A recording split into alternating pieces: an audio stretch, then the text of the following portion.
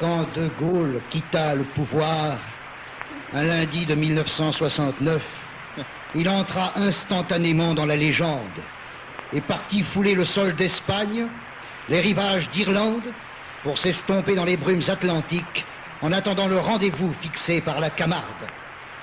Quand Mitterrand quitta le pouvoir un lundi de 1995, il entra chez Castorama pour s'offrir une pioche et un décamètre.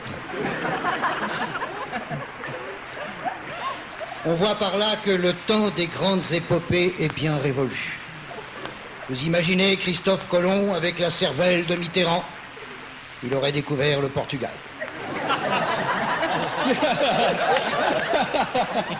Prenez votre temps. Oui, c'est la fin des grandes aventures, des sagas.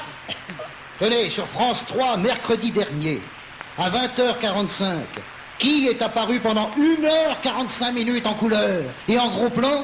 René Honoré. Vous imaginez le téléspectateur vissé dans son canapé, les yeux collés sur l'écran, se mordant les doigts devant le suspense offert par les cascades de René Monory. Lui qui a inventé le futuroscope, à aucun moment on ne l'a vu sauter à l'élastique. Si j'avais été le commentateur de l'émission dans Téléstar, je l'aurais annoncé comme suite.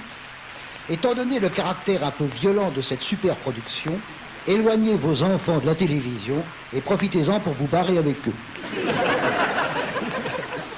C'est ce que tout le monde a fait certainement. Vous me direz, on a la rediffusion de Alerte à Malibu. Ah bah oui. Alors, ah oui. Malibu. Oui, Alerte à Malibu. C'est où Malibu? C'est Malibu. Alors, si vous avez manqué le début, continuez.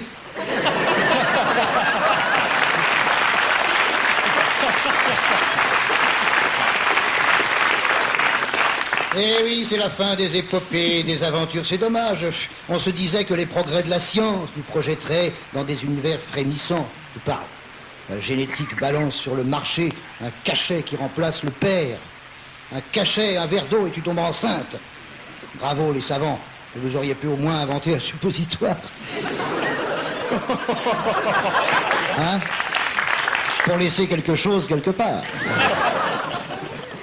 En cette fin de siècle, où la plupart des jeunes sont nostalgiques de la vieillesse, on peut l'attendre, le nouveau mai 68, dans un Paris d'où l'on chasse l'étranger, mais où le Parisien est bien content de trouver un épicier arabe pour bouffer à 10h du soir.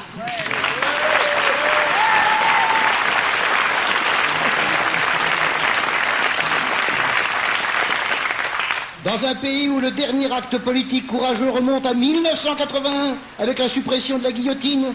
Alors là, on se disait, putain, si le règne socialiste débute ainsi, ça va cartonner sec. Ah, ça va, tu parles. 14 ans de gélatine, 14 ans de gauche filandreuse, de crème chantilly avec pour petite cerise au-dessus la tête de Fabius. Et Gavroche est devenu Jordi.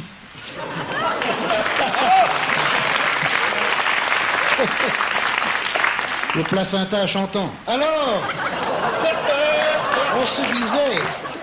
on se disait peut-être que Mitterrand, délivré des contraintes du pouvoir, va nous concocter un petit...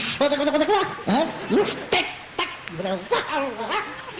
On tendait l'oreille dans l'attente d'une révélation, d'un Deus ex machina.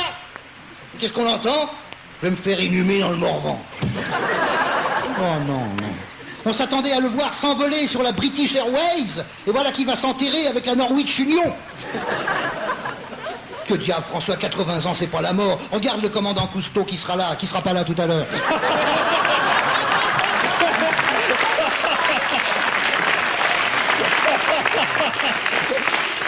Eh ben, essayez donc de garer la Calypso dans le quartier, tiens.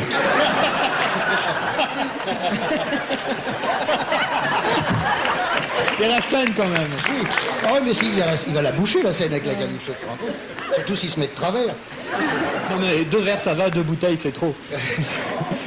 Pourtant il y a les Mérous à l'Assemblée nationale. Hein, François, tu m'entends, François? Sur tous les médecins qui t'entourent, il y en a bien un qui connaît la médecine. Et ne me dis pas que l'ablation de la prostate t'a plongé dans l'inaction. Allons. L'ablation de la cervelle n'empêche pas Chirac de faire chier la Polynésie.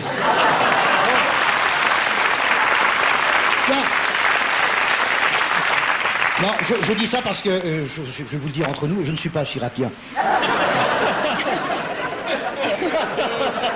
Oh, Sur révélation. vous êtes changé, on prendra toujours, Patrick.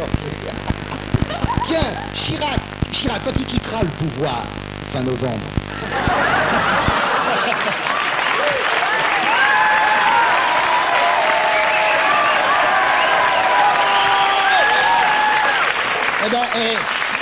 Ben oui, ben ça fera 7 mois. Il y a vraiment que des baladuriens dans la salle. Hein. Eh ben, quand Chirac quittera le pouvoir, je te flanque mon billet qu'il n'ira pas s'enterrer en Corrèze, bien qu'il n'y ait rien d'autre à faire là-bas. Non, je dis ça pour... C'est très beau, la Corrèze, c'est très beau. J'y passe souvent à 320 l'heure, c'est splendide. Mais non, il reprendra le collier pour se présenter aux prochaines présidentielles. Et une fois réélu, triomphant dans son short bleu, ses chaussettes blanches et ses baskets rouges, il annoncera la reprise des essais nucléaires dans le droit fil du gaullisme. Il ira voir le pape qui lui dira « Comment va, madame ?» « Très bien, merci, dira-t-il. Maintenant, je m'en sers de bouclier humain. » Ah bah, si, c'est la seule chose pour faire reculer les herbes.